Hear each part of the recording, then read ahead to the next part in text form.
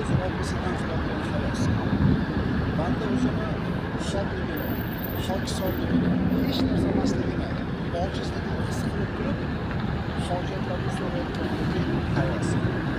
Mana o'rtasilarda islom bayrog'ini baland ko'targan, xalqaro musulmonlarni birlashtirgan